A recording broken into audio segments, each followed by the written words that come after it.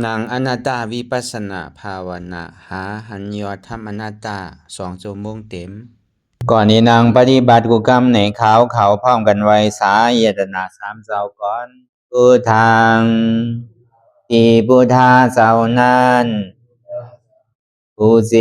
มีเฮาคาไว้คาออกสาธุธรรมังที่ธรรมานาตาเจ้านั้นผู้เจมี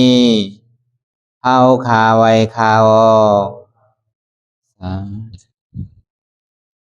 สังฆัง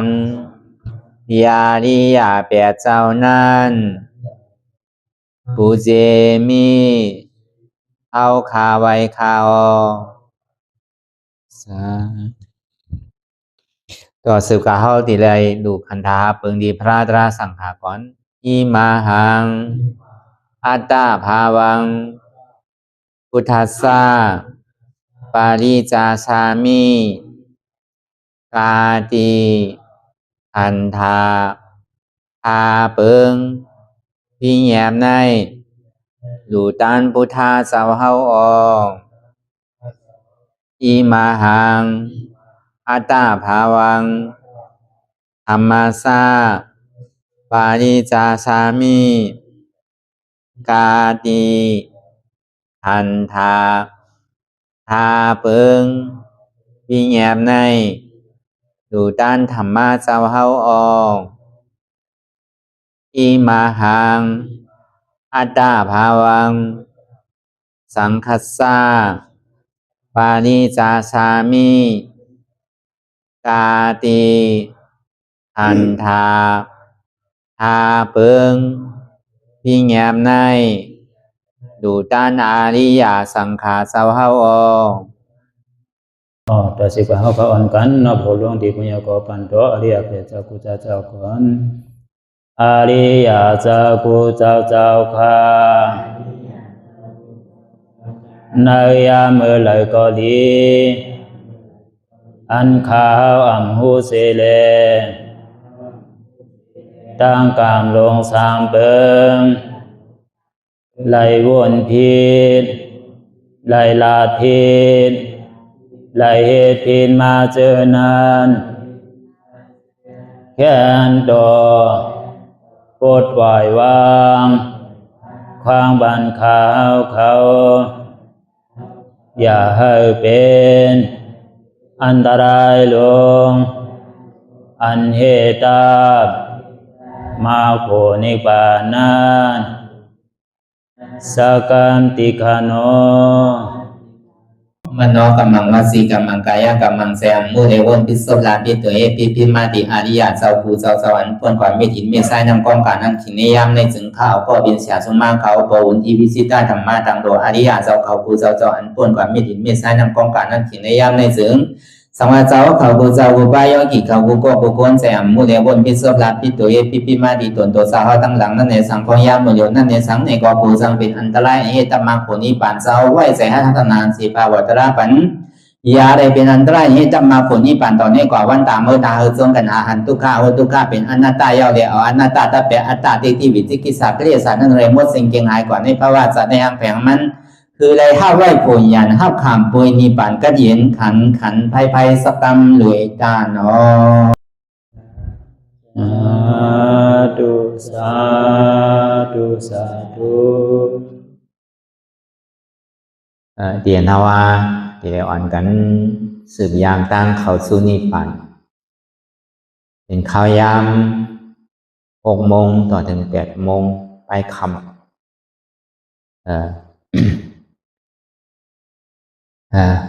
โยกีมังก็เขาเจ้าสังขาวเขามังเจ้ามังป้าเนี่ยก็สำคัญสืบนำกว่าถึง9 โมง10 โมงนั่นได้สั่ง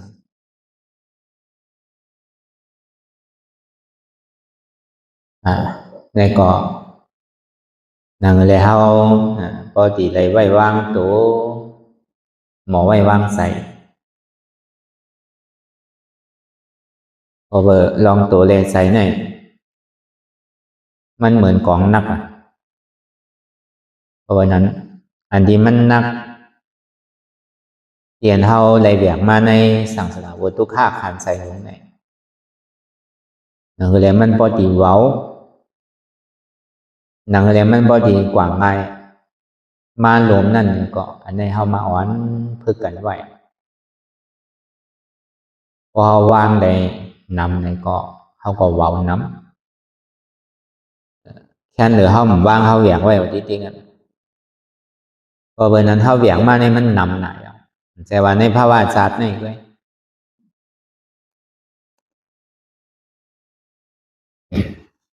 มันนักในก็เฮาว่าอันเฮาฮู้อยู่พ้องยามมื้อเหลียวเนี่ยขันถากองลงกองนักลงอันว่านั่นตั้งแต่อยู่ในต้องมา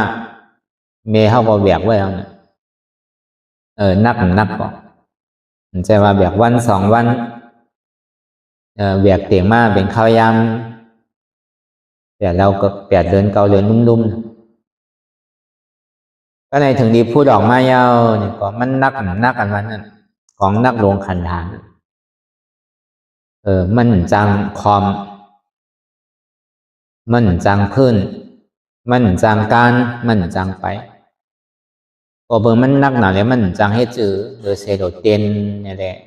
สั่นเนโดยเสียงแก่อันที่ห้องอะไรนั่นอันว่ากองนักหลงนั่นหรือเฮาว่าจะหลังต้นมาได้เฮาก็ยุ่มหนังเกาะบ่ห้อมไปหันแต่เพราะว่านั้นมันหันไรดีๆงามๆนั่นตั้งแต่เฮาอยู่ในต้องมานั่นต่อถึงพวกเกิดออกมาก็โซดีพึกคอมง่ายๆก็ความมายาวนี่ก็โซดีพึกการทางก็ง่ายๆก็คือพึกการในยาวนี่ก็โซดีพึกไปพึกยางทางไหนก็ทำง่ายๆต่อถึงยางไรไปไรมายาวนี่ก็กระส่วนเท่าที่ไรพึกอุพึกลาดทางพึกกว่าพึกไปทางในก็ง่ายๆถึงดีใหญ่มากาสูงมายาวในซึ่งบอดีเห็นบอดีไรหู้ลองตั้งปิญญาลอกก้าแต่ดีหาเลี้ยงซบเลี้ยงต้องกับวันตามมื้อนั้นบอดีเลยกะเห็นเอาปิญญาตั้งหมอตั้งหู้เลสังแต่ดีเลี้ยงอายุอาสาสายใจกว่าก็ได้จอดถึงพ่อใหญ่มาเป็นว่าเป็นสาวมา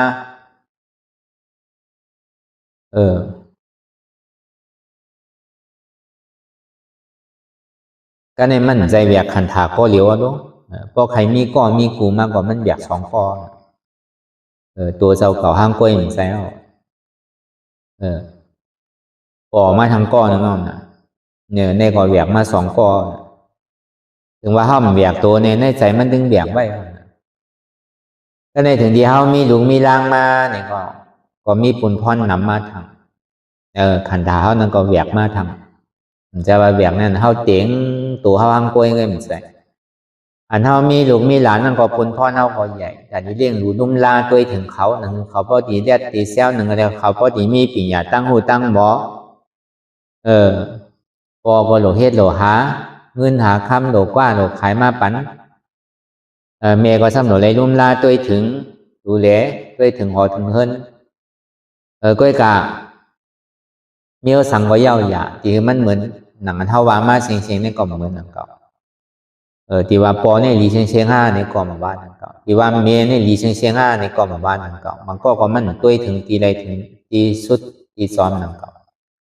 ถึงดีมีนาหอต่อเฮิรนมาเนี่ยซ้ำแตกยายกันกว่าซ้ำมาปล่อยมันเมย์เลี้ยงไว้เนี่ยก็มีตั้งหนัง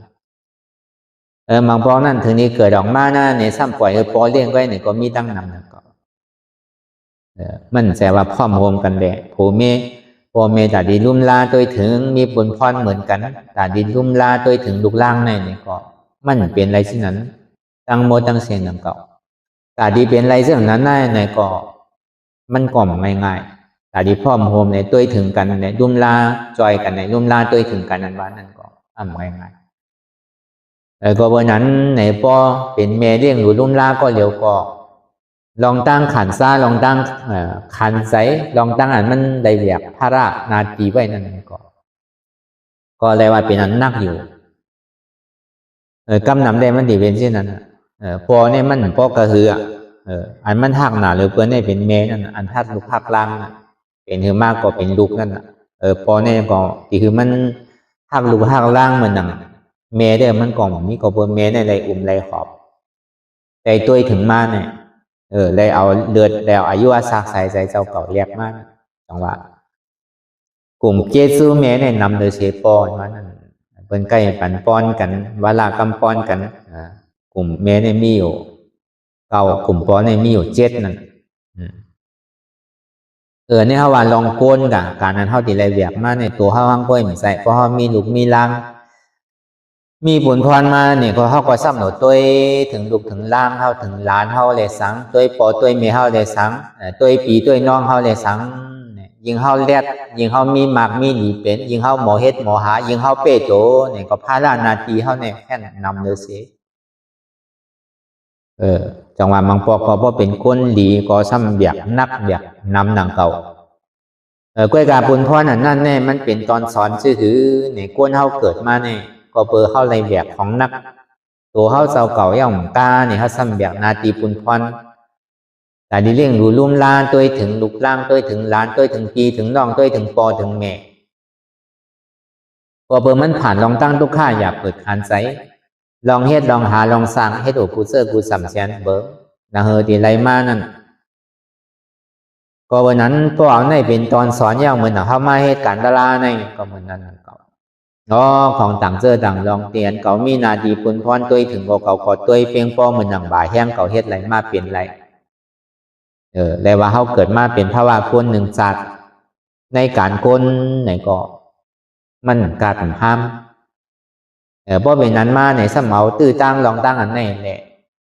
การนั้นเก่าเหตุการณ์ดาราในนี่ก็ยุ่มย้ำว่าเก่าในเฮ็ดมาหลีเย้าปุนตาเป็นเมียก็หนึ่งเลยสังปุนตาเป็นปอก็หนึ่งเลยสังปุนตาเป็นลูกล่างก็หนึ่งเลยสังในก็เฮ็ดปุนพรตัวเจ้าเก่าในเต็มเดียวบางปอก็ถูกที่ห้านใส่นะ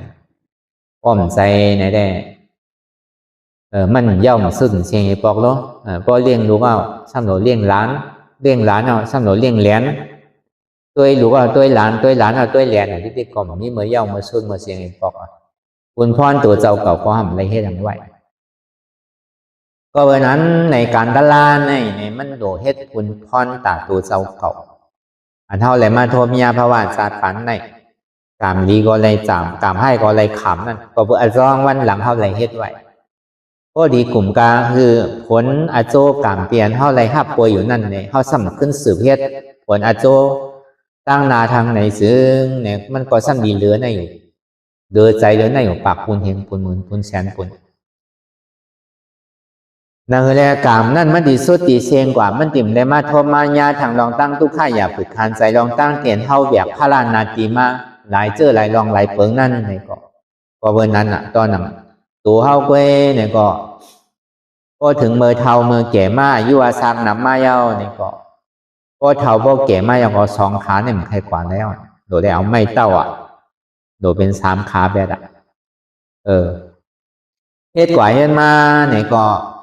3แล้วก็กลายเป็น4แบบไม่เต้าน่ะเฮ็ดกว่าเฮ็ดมา4ก็มันกว่าอะไรก็กลายนางล่อเฮ็ดกว่าเฮ็ดมานางกว่าอะไรก็กลายนอนก็การรายการเอาซ้ำปอกขึ้นเป็นลูกอ่อนขึ้นซ้ำปอกขึ้นนักขึ้นนั่นเขาว่ากองขันดาลวงกันว่าเนี่ยง่ายๆก็วันนั้นตัวเขาว่างก้อยก็มันก็พออยากพอเหลือใสอันเขาความมาต่อถึงเขาเท่าเขาแก่เขาเป็นเนี่ยต่อถึงเขาพอตายก่อนต่อถึงป้อมจังหนึ่งจังต้งกองนักหลงเนี่ยอันว่ามันเบาเนี่ยมันเบามันนักโหดที่มา10 ปีก็นัก10 ปีมา20 ปีก็นัก20 ปี30 40 50ก็มีปุนพรตาดีแบบก็เลียวใจช่ำในแบบเปิ้นป้าจอมนั่นเข้าแบบตัวเสต้าเนี่ยก็เอาแบบใจติดใจจับใจเปลี่ยนไม่ใจก็ไม่ใจก็นาเป็นหงอันไหนเป็นหงอันนาอันไหนก็ดีเฮ็ดอันนาก็ดีเฮ็ดอันไหนก็ดีผ่อนอันนาก็ดีใส่ไล่ออกก็ซ้ำน้ำไล่ไรป้อมมีก็ห้ามไรกลุ่มการหลงแน่เฮ็ดก็เมื่อนั้นเนี่ยพอเขาตื่นหู้ตัวเยาในซึ่งเขาหลงหมออยู่หมอกินหมอเศร้าพออยู่พอกินเขามีนีมีศีลเปิ้นก็แปลว่าอันซ้ำฉาเกิดมาในภาวะศาสตร์ปันเนี่ย ในรอการลงเนี่ยคืออะไรหมออยู่หมอเศร้าหมอกินกว่าตัวแต่มีหอมีเงินตัวแต่มีอย่างเปิ้นมีก็มีเหมือนเปิ้นได้อยู่เฮาได้อยู่นำเสถาเนี่ยก็เฮาก็ได้อยู่อิดอยู่วัดก็มันก็เป็นกุศลของเฮาไปนะเอาตามมีตามเกิดเฮานั่นน่ะเอาในทงเฮาว่าการมีกาเป็นตั้งมาอยู่ก็ห้ามดีนะก็เฮาหลงหมอตัวหมออยู่หมอเศร้าหนังอะไรมันติ่มนิจาเฮาหนังอะไรมันติ่มไม่พรเฮามันติ่มถึงเนิดถึงเดือเท่านั้นนี่ก็เฮาก็หลงหมออยู่หมอเศร้ากว่าในโลกล้อกาหลงเนี่ยก็หมออยู่หมอเศร้าเนี่ยก็มันก็กัดเดียก็อยู่หมออยู่หมอเศร้าเนี่ยก็มันเปลี่ยนอันเดือดอันพรอันใหม่ยิ่งอายุอาศักน้ำซ้ำนีน้ำยิ่งเป็นย่อกันน้ำนีน้ำยิ่งมักมีน้ำนีน้ำที่ไหนก็มันสามทุกน้ำก็บ่เป็นนั้นแต่ก็วันนั้นเกิดมาภาวะจาปานในเขาอย่าปีมีดองตั้งไม่ใสอย่าปีมีดองตั้งอันถงเข้าไว้อย่าปีมีดองตั้งเตียมันผูกมาเท่าไว้เขาหลวงมาแก่ดิดตัวเลยหลวงมออยู่มอเศร้ากว่ามันก่อมใจหลวงยังกระเหือในกวนตัวก้นเท่าในก่อลองกินลองวางก็เหมือนนั้นนั่งเก่าหลวงมออยู่มอกินมอเศร้ากว่าการมันเหมือนกันมันก็เฮ็ดวันไหลกลุ่มบ้านนั่นก็มันเฮ็ดก็ก็เหมือนในมันเฮ็ดการเอามือผูกก็วันนั้นก้นเท่าในมันเหมือนกันก้นบางก้อนในพอเฮ็ดวันหนึ่งพอกลุ่มวงหนึ่งบางก็พอเฮ็ดวันหนึ่งกลุ่มเลิศหนึ่งบางก็เฮ็ดวันหนึ่งกลุ่มปีหนึ่งบางก็เฮ็ดวันในพวกกลุ่มต่อโจก็มีดองปลายมังมีดีเปลี่ยนเนี่ยกามมันเหมือนกันเมียวก้นอันกามดีเนี่ยมันเหมือนหนังพายเฮอไอ้ลงนำก็คาดใจกำก็ถึงกำเดียวเมียวก้นกามดีเนี่ยเมียวก้นกามซ่านว่าเนี่ยมันเหมือนหนังพายเฮอขึ้นตั้งเหนือก้มคาดใจพายเต้ๆก็มถึงหนังเก่าก็วันนั้นพวกเขาดีเนกามในภาวะจาปันในกามเขาเป้ให้กามเขาเป้มดีเพราะกามดีก็วันหนึ่งเจ้ามาดีไรทบไรดีกว่าแค่ให้นะสิติกรรมเดียวนี่ก็สมุงมองกามอยู่เมื่อเขาพายเฮอนั่นมันโดพายขึ้นลงมันใจพายลงมันกวนนั้นเป็นระยะกรรมดีไว้นั่นเป็นต้อแต่พายก็กรรมเขาพอหอดนั่นก็เปิดมันพายลงมันแตกไรเนื่องไรที่ไหนกรรมนิ้วนั่นเนี่ยก้วยกากรรมเดียมันเปลี่ยนกันในอันเท่าไรมากเกิดเป็นกวนในเปลี่ยนกันเชียงบาผู้ยิ่งผู้ใจบาเล็กหนุ่มบาสามปานเจแซนบาสันบาเป็นกวนเมียวหืออันไหนกามเขาเปลี่ยนกันหมดมีหูสองขอนเหมือนกันมีตาสองหวยเหมือนกันนิ้วหลังมีศพมีโตมีใจเองกันลักษณะ32ในเหมือนกันเชียงอันไหนบอกมากามเขาเปลี่ยนกันเชียงต่างเสื้อต่างร้องเนี่ยมันเป็นกิริยามันเป็นอันโซแก็บโซข้าวมันไหลมากกว่ามันดีหายกว่ามันเป็นมาเนี่ยก็มันดีลูกกว่ามันมืดมากกว่ามันดีแรงมันแรงมากกว่ามันดีมืดกว่าอย่างเนี่ยก็มันคือมีอันนี้เสื้อลองแต่ขอเบอร์นั้นเมื่อไรเลยห้ามไปทิ้งสิ้นแปดในกองนักหลวงในเนี่ยก็เขาก็ดีทุกข้าขานใจเอาดิมีเมื่อเย้าเมื่อสุดเมื่อสิ่งปอกก็เบอร์กองลงขันหาลงในมันนักก็เบอร์นั้นเข้ามาพึ่งสร้างตะลาอยู่ห้องยามมือเหลียวเนี่ยอันไรที่มันนักอกนักใสอันไรที่มันคลองคำใสเฮาเนี่ยก็มันโหนสร้างล่างกำเดียวอย่ามีมันคลองคำไว้ในตัวเลยสังในใจเลยสังอันมันมายากเก้านีจากเฮานั่นก็เฮาโหลสร้างล่างมันไหลโดปล่อยพาว่างมันไหลเพราะเป็นสิ่งนั้นเนี่ยในซื้อลองการกว่าการไปเฮาลองการตัวการจิตการใจเฮาเนี่ยก็มันก็เฮ็ดให้เฮาจึงปลอดขาวใสเฮาดีเฮ็ดสังกว่าตั้งแต่ก็กว่าไรลมง่ายๆกว่าไรถ้าทานอาหารมีลองตั้งคลองคำสังนั้นมันมีที่เฮาปล่อยบ้างในใจลึกๆเฮาเนี่ยเฮาหลบพึกปล่อยบ้าง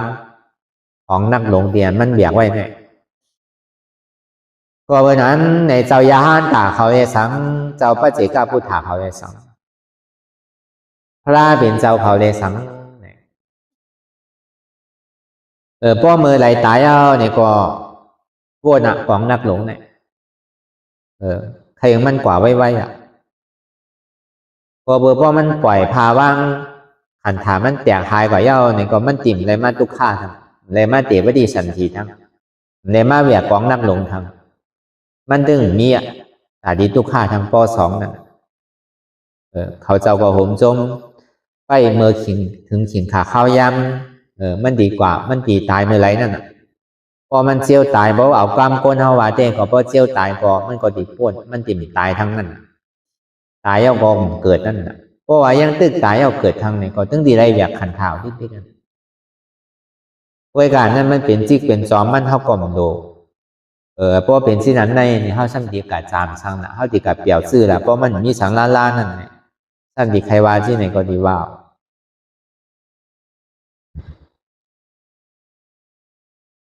เพราะว่าที่นั้นในซึ้งในหน่อร่องพระเป็นซะเฮาเนี่ยเฮาว่าเป็นคุณหรือเสนั่นก็เป็นก้นบางมีหรือเป็นก้นกัดแขนเป็นอาสานีก้อนหนึ่งมีอย่างก็มีเต็มทนกูเจอกูลองก็เปว่ามันเป็นโซแก็บโซข้าวอันที่แม่หล่อนต้อนแก่เหลือตั้งโมตั้งเสียงในเหลือเสียนี่ป่านในมีอะไรก็เบอร์กูเจอกูลองแต่ที่มันพูดบอกเกิดขึ้นเป็นมาในมันคือมีอันก็เปว่ามันคือมีอันแหละมันถึงที่เป็นทุกข้าก็เปิดอู้เปิงพ้องว่ามันไรนี่แหละสิ่งที่ห้องว่ามันเป็นอนัตตาก็เบอร์ใครมันเป็นนิจาใครมันเป็นสันติสุขะใครมันเป็นอมตะธาตุในที่ได้เฮ็ดซื่อเนาะที่ได้ยางซ้อมเสียนตั้งซื่อตัวเจ้าเก่าป้วนไรเสต้าเนี่ยก็เบอร์อินหนูเนี่ยสัตวะตั้งมัวตั้งเสคำส่วนภาวังกูเจอกูลองแหละตัวเจ้าเก่าแน่ดิมป้วนห้างกล้วยแหละป้วนป้อที่ไรป้วนซ้อมนั่นอันในพระเป็นเจ้าผู้สุดในที่ไรมีเจนเมื่อหนังพระเจก้าผู้ถาเขาเจ้าในก่อนนั่นก็ตีในทางแถมสร้างบารมีอยู่ในข้าวตั้งสองอสังไขไปเซนกำถาอันนี้เด็กก็เอาตัวเจ้าเก่าป้วนก่อมจังเอาเปิ้นป้วนจอมหนังเก่า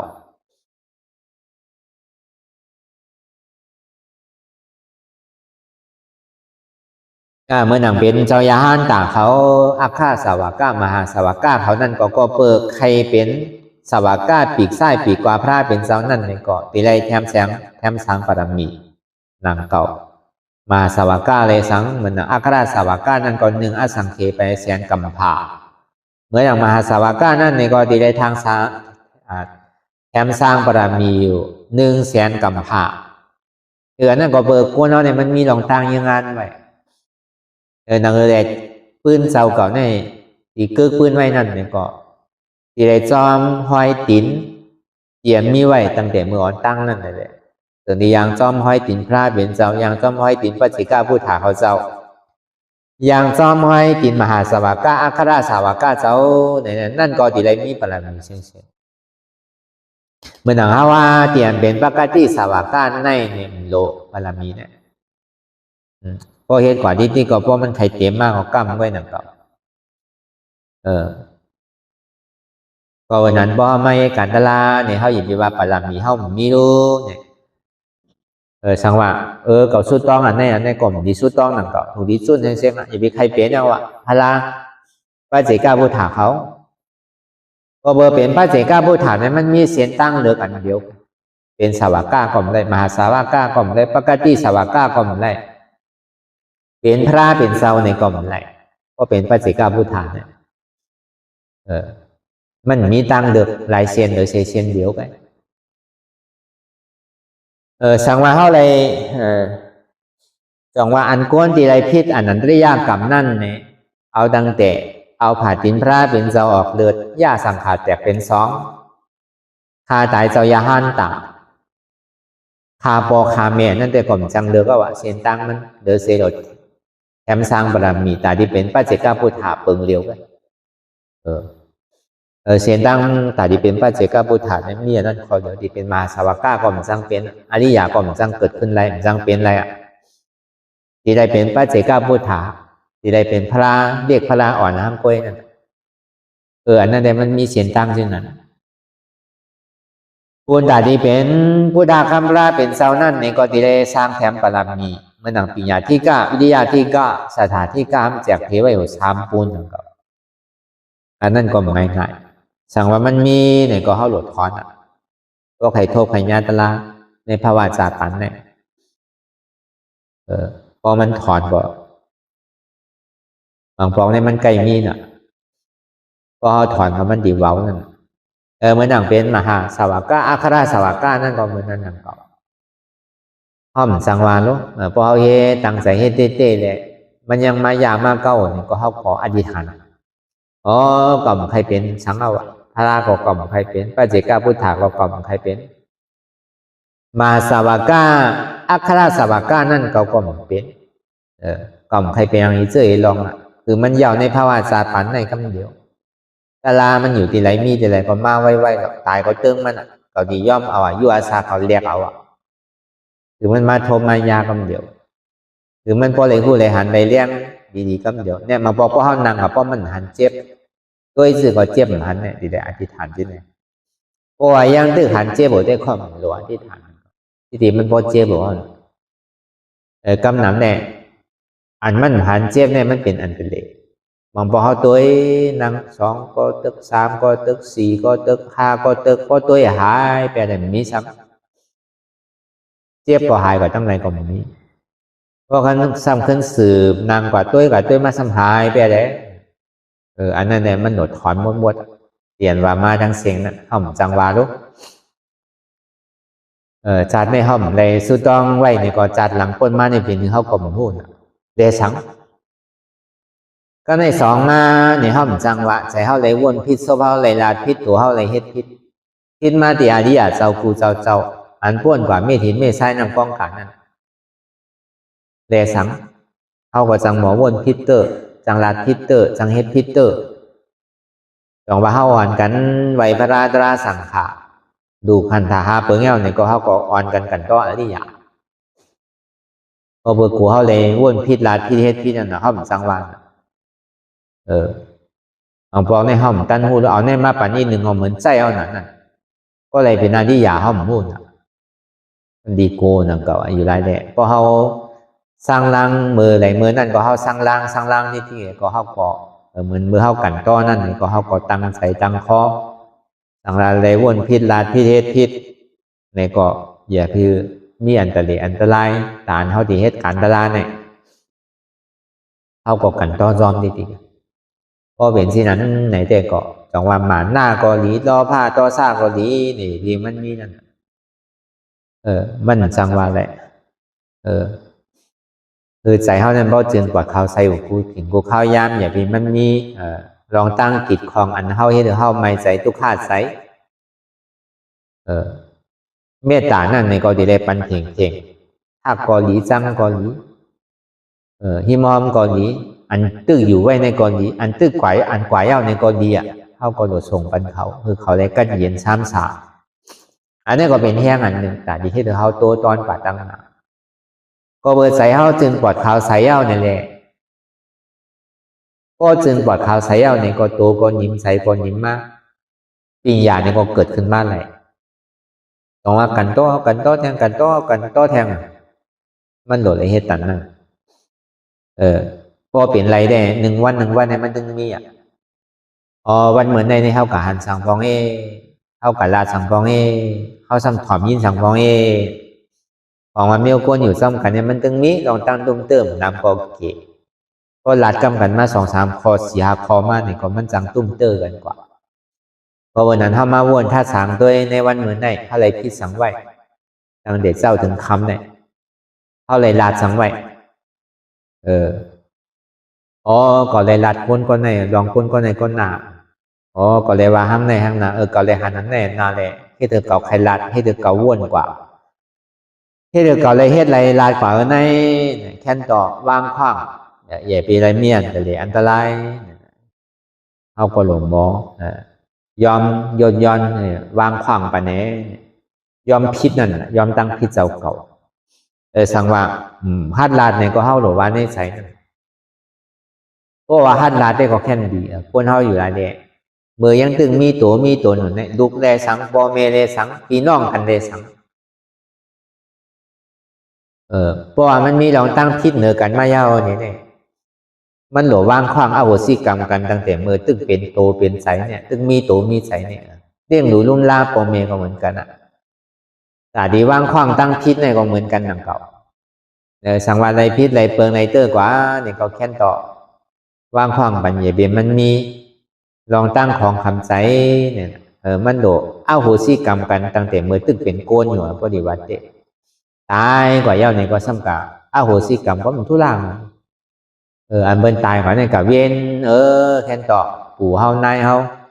พอเฮาแม่เฮาปีเฮาน้องเฮาสังวาอะไรเฮ็ดผิดเปิงก่อนเนี่ยคือเอาโหสิกรรมปันกันนาเนี่ยที่ติดตายเอาน่ะมันดีกับผู้สังมันดีลูกไม้แล้วก็ดีปันขว้างส่วนนี่เขามันวางให้เพราะวันนั้นเมื่อยังตึงมีตัวมีใส่อยู่เนี่ยมันโดย้อนขว้างตั้งพิษกันเมื่อยังตึงมีห้องเอาโหสิกรรมต่อกันเมื่อยังตึงมีตัวมีใส่เลี้ยงดูรุ่นลาปอเมนั่นก็เหมือนนั้นนั่นก็โดดไปว่ามือเฮาตึงมีเฮาตีเลี้ยงใจเมียวเลี้ยงปอเมเนี่ยมันมีเลี้ยงหลายๆเจ้อหลายดองการเลี้ยงปอเมเนี่ยมันจะว่ามีเงินมีคำเฮาเลี้ยงปอเมแต่ว่าเป็นการเลี้ยงปอเมใจเฮาดีเปลี่ยนตัวเปลี่ยนใจเฮาเย้าอ่ะก็เพื่อเฮาในเฮ็ดกากาวากาเป็นเปิ้นว่าสังกอมทอมอันดีซ้ำเจอเฮ็ดอันดีร่อนเปิ้นว่าอย่าพี่เมื่อเปิ้นว่าอย่าพี่แอวเปิ้นว่าอย่าพี่กินก็เพื่อมันคิดในจังดีหามนั่นแหละเฮาก็ซ้ำตื่อได้เฮ็ดกว่าเมากว่าย่องกว่าใช่ไหมอันนี้มันเป็นตั้งผิดหมดก็เป็นนั้นมาต่อในก่อนที่เขาติ่นเฮ็ดเดียวลองตั้งดีเนี่ยอันมันหู้ไงหรือเปิดนั่นลักเอาโคของว่ากำเปียดกำแหลนกินเหล้าเมายาอันนี้มันคึกหนาเขาอยู่ในพอในเฮือนอยู่จอมปอจอมเมอยู่จอมเมอยู่จอมโผอยู่จอมลูกจอมลังเนี่ยก็เบอร์3ตัวเนี่ยบางบอกว่ามีเงินมีคำมาในซ้ำเฮ็ดกว่ากาวากาเป็นมันซ้ำผิดขึ้นมาเพราะเป็นก้นทรายเนี่ยก็กาเมซุ่มมีสาย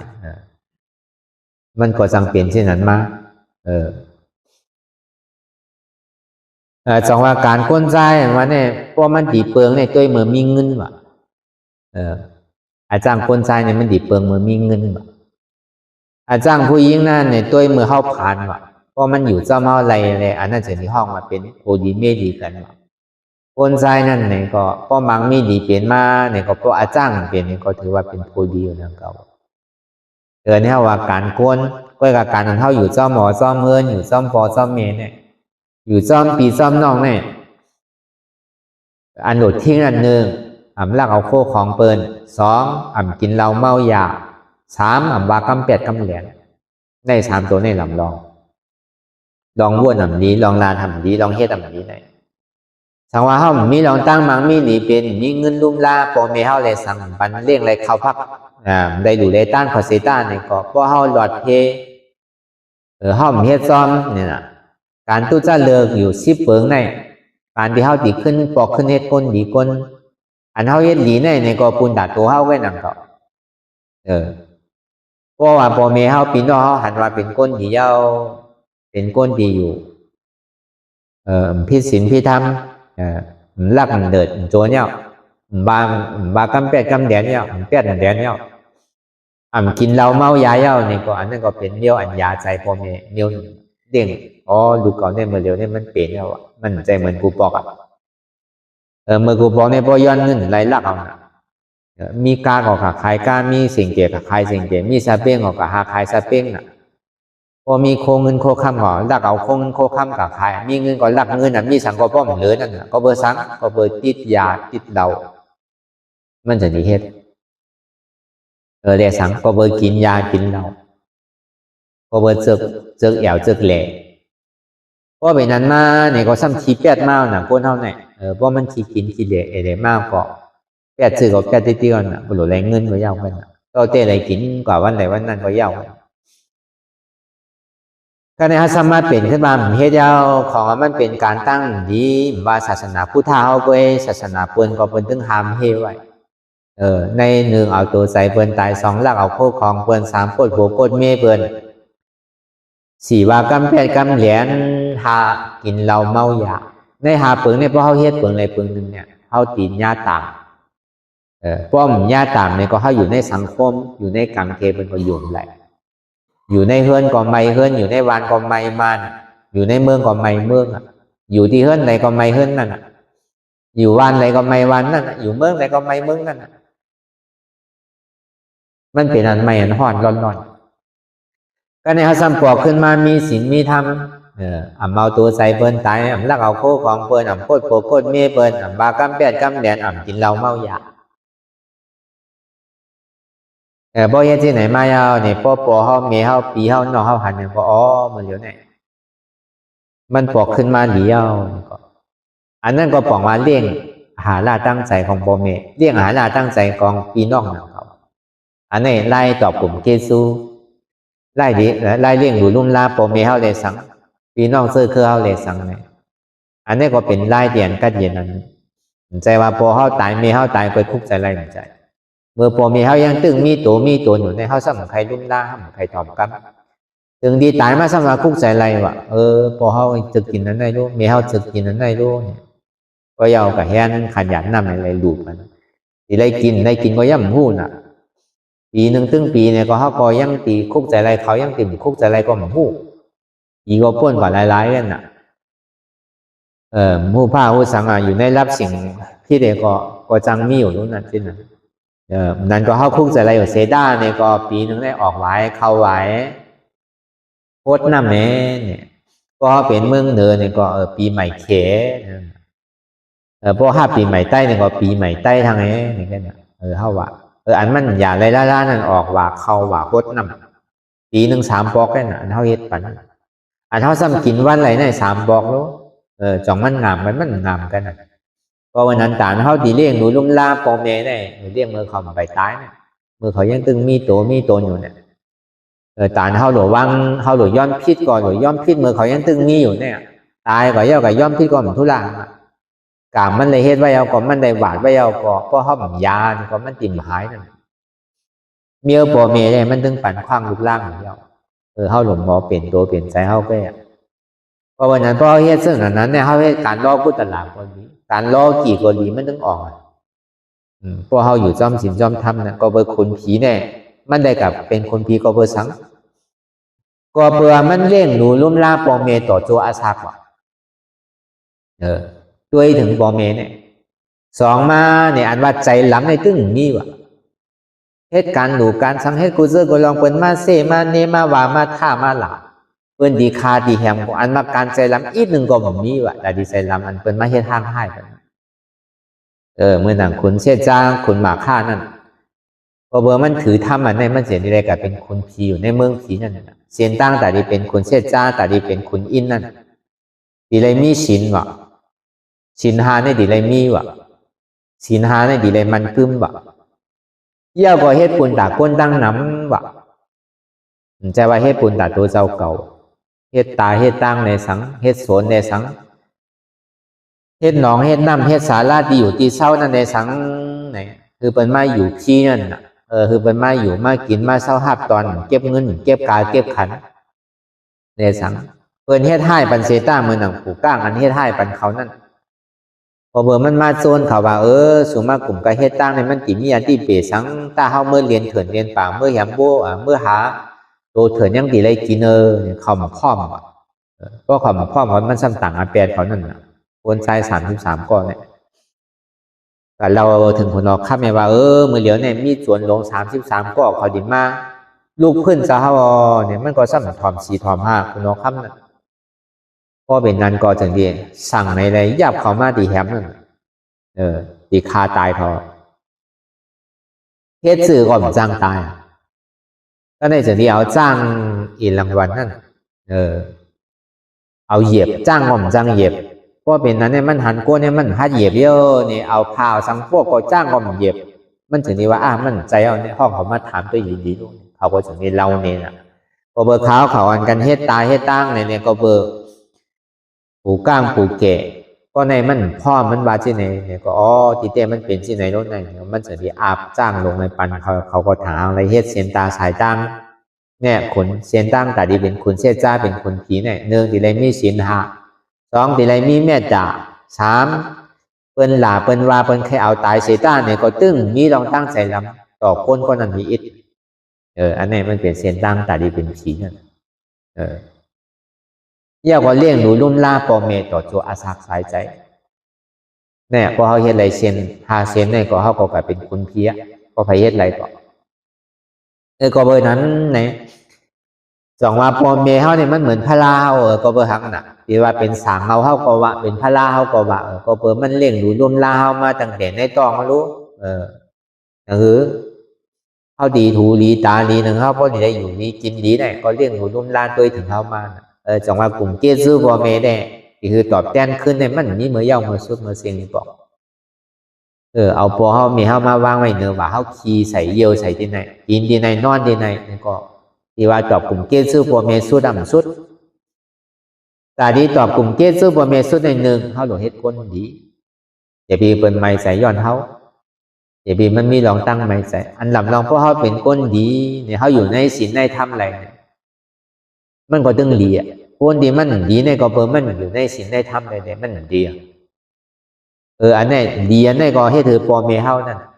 ใจดีย้อนเฮา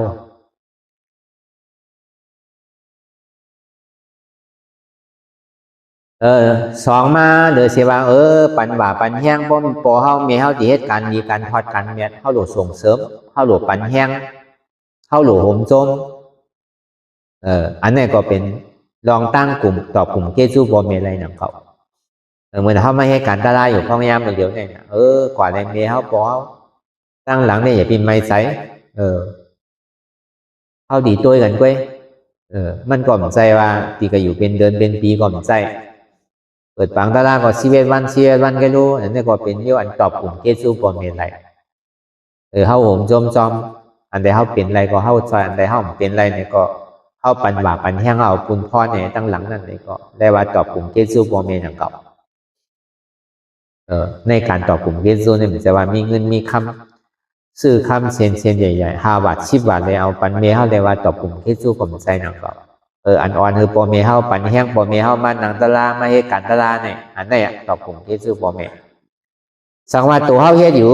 ในก็ปอเมเข้าเป็นไรในก็อันเขาเฮ็ดการตลาในก็พอเมก่อนที่ได้มีกลุ่มเกจูหนึ่งเขาที่ได้แบบเขามาในข้าวตั้งเปลี่ยนเก่าเลยในรุ่มลาตัวถึงเขามาในผู้โสตั้งดีอันเขาเลยเฮ็ดเนี่ยคือพอเขามีเขาเลยหาเป็นกัมหรือพอมีเขาก็เย็นเสื้อสายกัมเนี่ยนี่ก็เป็นลองดีอันหนึ่งหนังเขาพอเป็นที่นั้นมาในก่อการอันเขาเลยให้เราผู้โสตั้งโมตั้งเสียงนั่นเนี่ยก็มันดีก่อยหายกว่าลองตั้งอันดับสิ่งนั่นเนี่ยก็มันก่อยดีแรงกว่านั่นก็ว่าสังอะไรก็มันมีลายแก่มันอย่างนั้นมันมีลายแก่มันเพราะใครแก่ก็เบอร์นั้นพอเขาเฮ็ดลองตั้งดีอย่างต้องเส้นตั้งแมทเส้นตั้งดีอย่างนี้ก็ตัวเขาก็กัดเย็นใจเขาก็กัดเย็นเขาเกิดมากกว่าเลยสิลูกกินกันอันเปี่ยวอันม้วนเนี่ยมีกินเนี่ยมีนอนกันดูเดือเสียนั้นมันเปี่ยวที่อื่นเหมือนเขาใครเปี่ยวใครเรียนเปี่ยวในหลวงล่อก้านเนี่ยมันก็เขาเฮ็ดกันตึงวันวัน2 วันให้เป็น10 วัน14 15 วันก็ถูกเงินมาในเงิน4-5 พันได้เงิน7,000ก็ไก่แอวขึ้นก็เสียงอ่ะตั้งเปี่ยวนั่นเปี่ยวขั้นนั่นแกน่ะอันตุกค่าในตุกค่าเป็น14-15 วันเหตุการณ์เนี่ยแดดมากกว่าอะไรเหตุผลมากกว่าอะไรเหตุบางปอก็หลุดแน่เทศมันตีเชี่ยวเย่าก็ได้พอไหลเงินมาเนี่ยขึ้นเดี๋ยวกันพอเย่าพอไก่แอวกาปานท้องยามเดี๋ยวแค่ท้ายแล้วกำเขาตูเกมกำเขากับเรียนตั้งในกำก็เย่าเมียเงินเนี่ยตั้งเปี่ยวในเปี่ยวโซแก็บโซข้าวกันอันตู้ข้าในตู้ข้ามาเป็นผากเลือนว่าคนเหตุการณ์เนี่ยเพราะเปี่ยวเมื่อที่นั้นก็มันดีเปี่ยวนั่งเก่ามันเปี่ยวเต้นวายมาซ้ำตู้ข้าเนาะถ้าหนูขึ้นซื้อเพศการที่นะมันใจว่าตีลั่นกันในตีปี้ตีแข็งหรือเสียมใจเนาะคนเอาเนี่ยมันดีเท่ากูมือกูวันวันหนามาพอเขาเป็นย่อกาตั้งเจ็บตั้งเปลี่ยนมาโนตีให้ถือป้อมมีเงินมีคำป้อมเก็บหมอซิมหมอหอมมีการมีงานก็มันอะไร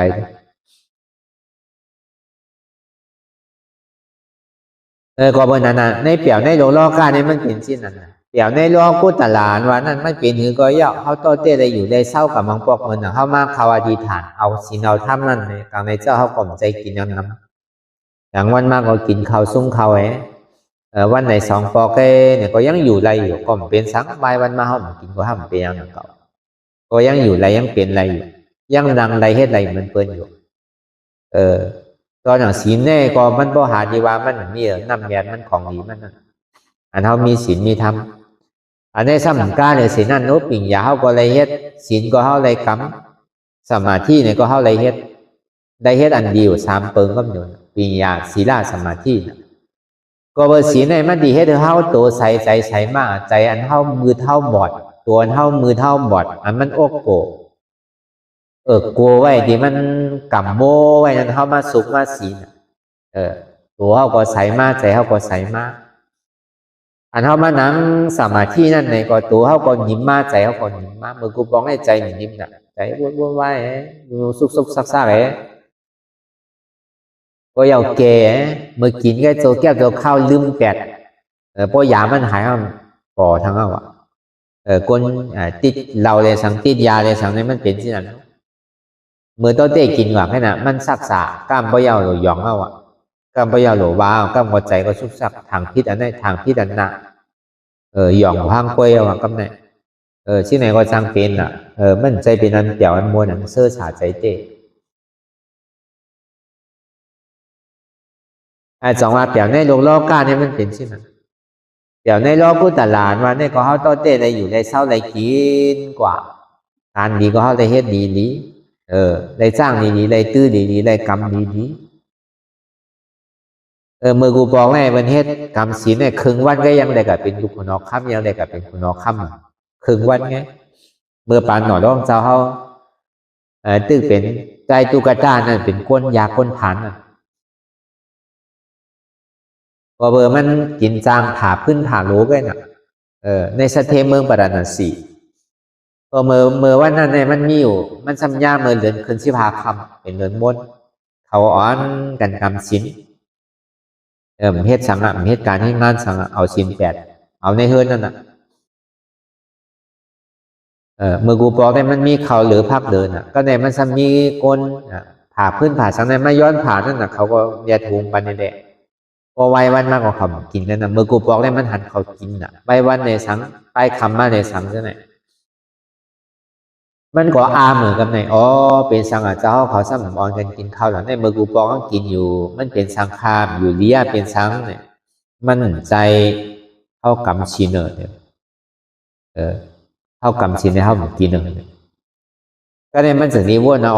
เปิดมากนี่ดีเปลี่ยนเนี่ยเปิดยังกำชินเปิดยังอดไหลอันเก่าเนี่ยก็เปิดเก่าผ่านเก่ามีสังเฮ็ดเก่าก็ดีเฮ็ดที่ไล่มูเนี่ยมันจะมีทำผู้ชัดเจนนะข้าก็ใครกำหนักก็ก็การคาติ่มไล่ตึ้งวันคาดิไล่ครึ่งก็ตีเฮ็ดไล่ว่าเนี่ยไล่อยู่ครึ่งวันก่อนก็เบอร์มันยามกินมันมีหวานมีแห้งโลกก็ในซ้ำกินครึ่งวันเนี่ยเอาต้องมันเจ็บแบบแหละเขาก็ซ้ำกลัวมันตายนี่แหละเขาก็จะดีกะหาเขามากินนี่แหละเมื่อเจ็บเมื่อเยื่อเนี่ยเขากินเนี่ยก็มันเลียก็มันเป็นไตเป็นเนื้อมันเป็นสังเอาค่ะ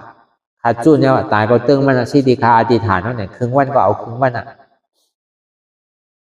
ก็ในพอมันตายข่อยยาวเนี่ยมันเสียนี้มีรอดมากนางหอคำเขานั่นมาดังนั้นพอมันมาดังนั้นยาวเนี่ยก็มันเสียนี้มุมตัวแล้วก็เปิดว่ากู้โซอันมันเลยกำสินครึ่งวันนั้นมันก็ปีที่โจมน่ะ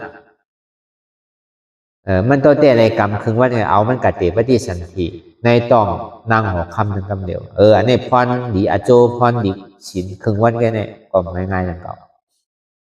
พอมีไว้ใจเจตนาดีๆลองสินเนี่ยก็หาดีว่ามันเนี่ยเหมือนเท่าไม่การตลาดอยู่พ้องยามมันเดี๋ยวได้ก็มันได้ถึง3เปิงน่ะปิญญาศีลสมาธิก็เบอร์วิปัสสนาเนี่ยมันดีให้ถึงเท่าหยานเกิดแล้วก็ผ่าสัตว์8กิเลสลองอันเท่าดีเลยเกิดเลยเท่าไรเป็นไรตายทั้งนั้นมันติ่มเลยเกิดทั้งเอาตีเกศสุดมันก็7จาดแก่เนี่ย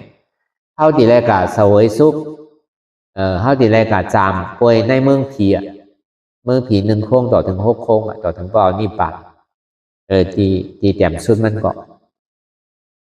พอเขาฮัดจุนตัวฮัดจุนใสมันเจ็บมากกะเนี่ยก็มันใจของเก่ารู้เป็นอนัตตามาดีตัวก่อนใจตัวเก่ารู้อนัตตามาดีใสในก่อนใจใสเก่ารู้อนัตตามาดีเจ็บในก่อนใจเจ็บเก่ารู้อนัตตาเพราะเป็นเช่นนั้นมาเพราะตายในลองอนัตตาถึงไรตะเล่าเซต้านี่ก็ ตั้งกว่ามันเองขึ้นตั้งเหนือเดียวจังลงตั้งแต่มันลงตั้งแต่นี่ก็เปิดใจติดมันเป็นอนัตตาเลยมันเป็นอัตตาพอมันเจ็บมาเพื่อนเก่าลูกเก่าเมียเก่าใจติดเทินใจติดสนใจติดนาใจติดโวใจติดกายจะเนี่ยพออยู่วันดองหน้าปากก็ใจติดโวติดกายใจติดไทยติดสนติดนาพออยู่ในวันในเมืองก็ใจติดเทินใจติดโคของใจติดลูกติดล่างนั่นใจติดโอจากโคของมันดีกับอยู่จ้อมนั่นแค่น่ะมันจังป้นอะไรเนาะเพราะว่าไหนมันพูดบอกเกิดขึ้นเป็นมาเนี่ยใจติดเฮิรนมีเฮิรนใจติดลุงมีลูกใจติดผมมีโบใจติดเม่นมีที่ใจติดโอจากโคของก็มีใจของเอาเองนี่เสื่อยลองมาดีตัวก็ใจตัวก็มาดีใจก็ใจก็มาดีเจ็บก็ใจเจ็บก็อันนั้นอยู่เนี่ยเพราะมันขาดขอยาวเนี่ยมันฮอตถึงเมืองผีก็เหมือนแต่อยู่เมืองผีเพื่อนมันสร้างสุขกับเป็นอริยาเมืองผีก็เป็นไรสองวานหน้าตาเนี่ยมันดีอ่อนหนึ่งเข้าโพนในตุกติผงอะไรอีกขึ้นกว่าตั้งเหนือไรก็เดียวพอเบอร์อัตตาเนี่ยมันสันเข้าลงอนัตตาเนี่ยมันสันเข้าขึ้นนั่นพอเข้าป่องแสงแรงใจที่ไหนเนี่ยก็มันก็การเย็นมีหลายอนัตตาเนี่ยก็เพื่ออะไรเป็นเนื้อมากก็อย่าไปเอาสังมายามากเก่ามันเป็นอนัตตาว่ะอันเทวาอนัตตาเนี่ยก็คือป่องเต้มันยากเป็นอัตตานั่นนะอนัตตานะใจเดียนมันติดมันจับมันจอยมันยากแบบมันจอมพอมันป่องแจงแนวใจอนัตตาเนี่ยก็หลันขึ้นตั้งเนื้อก็เดียวมันสร้างถูกมาเนี่ยพอมีวิริยะตั้งคัดใส่มาเนี่ยก็อัตตามันอีกตกซื้อนาตันตาก็เดียวตัวเล่นมืออ่อนกำเดียวก็ปน2 ชั่วโมงก็มันพอขาดตกก็เดียวพอเขาวางอะไรตั้งแต่หงเงาพึ่งมันก็เบอร์นั้นเนี่ยเลยอันเท่าหลัดพอมานั่นเนี่ยก็เบอร์เขาคือหมอไว้ว่างตัวว่างใสนั่นเดี๋ยวเขาตีมีแห้งตัวแห้งใสลองอัดจ้องอัดโจตีมันเปลี่ยนเฮ็ดอยู่นั่นเนี่ยก็กูเจอกูลองนั่นเลยเหตุทางเขาอัดจ้องทุกข้ามันตีรับตีสุดตีเซงกว่านั่นเนี่ยก็เขาอยากด้วยขันดาซิโอต่อไปติดมาดีโตมีตัวมาดีใสมีใสมาดีเจ็บมีเจ็บวนลองเปิ้นมีเปิ้นวนลองเขามีเขาวนลองเฮามีเฮาวนลองเก่าเนี่ยก็มีเก่าอนัตตาเนี่ยก็เขาวนยาวเขายามเหมือน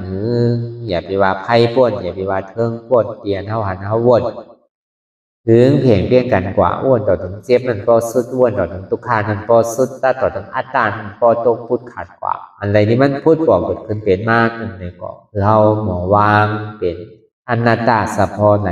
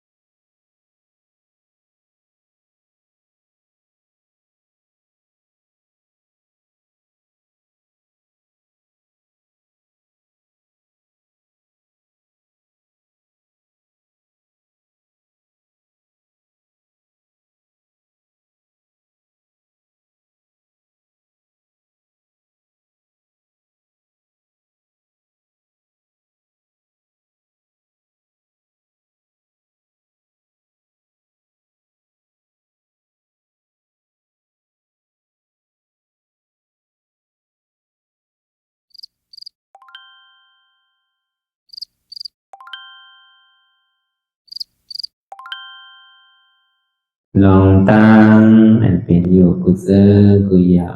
ย้ายข้องคำไว้ที่ใส่หูถอดถอนออกที่ใส่หูมันออกเสียงก่อนสภาวะอะไรก็ดีลองตั้งอะไรก็ดีอันเกิดขึ้นมาที่อยู่ตัวที่ใส่ที่เจี๊ยบสนั่นถอดถอนออกที่ใส่หูมันออกเสียงสภาวะยุคธาตุสี่เปิงสนั่นเจ็บเทียนโตกอดเนตรสั่นไหวโคมไต่ไม่กัดอ่อนแข็งสู้ตุนทรัพยายจึงอยากเป็นดูสภาวะยุคธาตุสี่เปิงสนั่นตีหนังธาตุกว่าผู้ทรัพย์ตีอัตตากว่ายึดว่ามีโตมีใสมีเจ็บสนั่นเอาบ่วางเป็นอนัตตาไหลลองแสนพ่องปิวอยู่อันเฮาว่นลึกว่นเลยอยู่เป็นเดิมเป็นลาวอยู่ซึ่งในสาวถอดถอนออกตีใส่หูมันออกเสียงก่อนยอมกึดยอมออกยอมลงอันเฮ็ดให้เฮายินดียินให้เสื่อมอารมณ์เสื่อมถึงใสถึงคอไว้ตีมันยืดไว้ตีมันเป็นทุกขานั้นปวดปล่อยวางออกที่ใส่หูมันออกเสียงก่อนลองเสื้อเป็นทุกข้าเลยลองย้อนถึงใสหลายๆอย่างมันเกิดขึ้นมาตีตัวตีใสตีเจียบสนั่นปวดวางย่อเสียงก่อนก่อยค่ายย้ายลายหนึ่งพื้น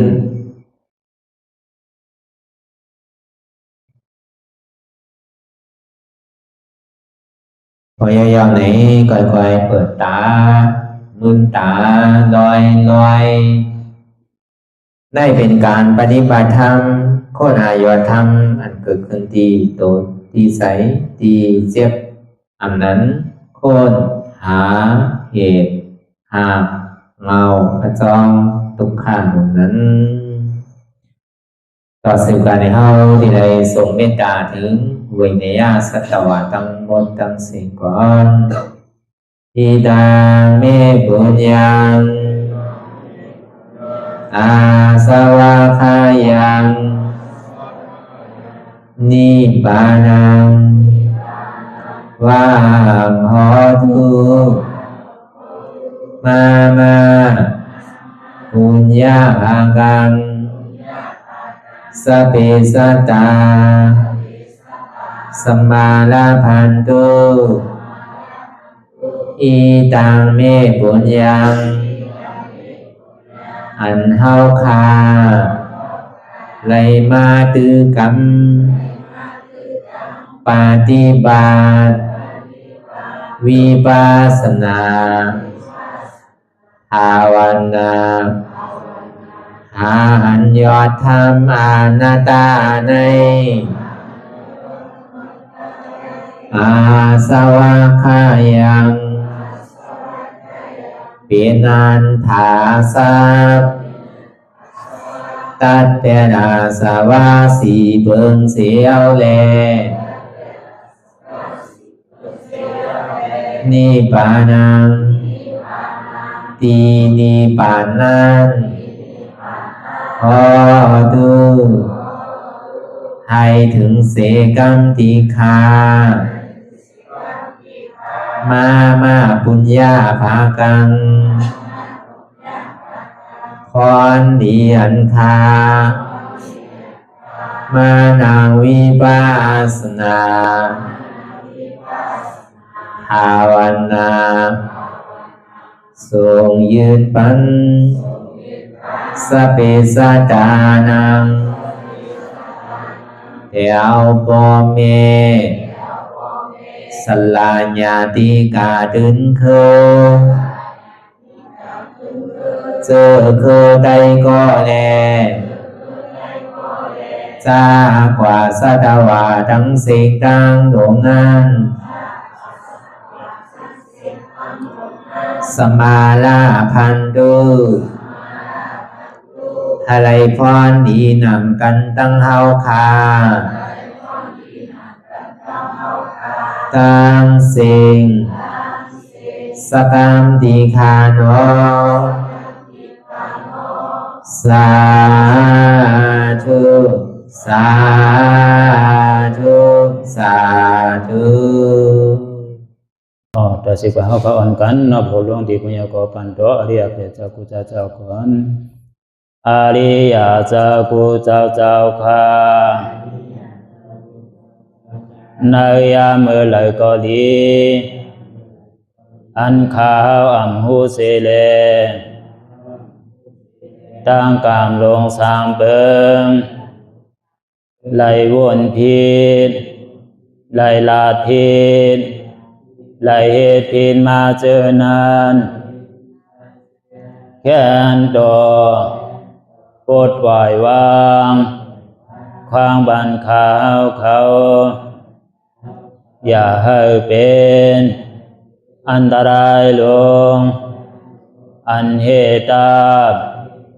มาโผนิปานันสกันติคโนมโนกัมมังวสีกัมมังกายกัมมังแสมมุเรวนพิศลาปิตัวเอพิมาติอาริยะเจ้าภูเจ้าสวรรค์พ้นความเมตินเมสายนำกองการนั่งขินในยามในจึงข้าวก็บินเสียสมาเขาปวุนทีวิสิตาธรรมะตังโดอาริยะเจ้าเขาภูเจ้าสวรรค์พ้นความเมตินเมสายนำกองการนั่งขินในยามในจึงสังวาเจ้าเขาภูเจ้าภูบายอกิเขาภูก็ภูกวนแสมมุเรวนพิศลาปิตัวเอพิมาติตนตัวสาวตั้งหลังนั่นในสังพยามมุเรนั่นในสังในกอภูสังเป็นอันตรายเหตุมรรคผลนิพพานเจ้าไหวใส่หัตถนานสีภาวตระปันยาได้เป็นอันตรายให้จำมาผลนิพพานตอนนี้กว่าวันตามเมื่อตาเฮจงกันหาหันทุกข้าทุกข้าเป็นอนัตตาเยาเดียวอนัตตาตาเปอัตตาติวิจิกิจสักเรียสันนั่นเลยมดสิ่งเก่งหายกว่าในภาวะสัตว์ในอังแผงมันคือเลยห้าไหวผลยันห้าขามปุยนิพพานก็เย็นขันภัยสกรรมรวยตาเนาะสาธุสาธุ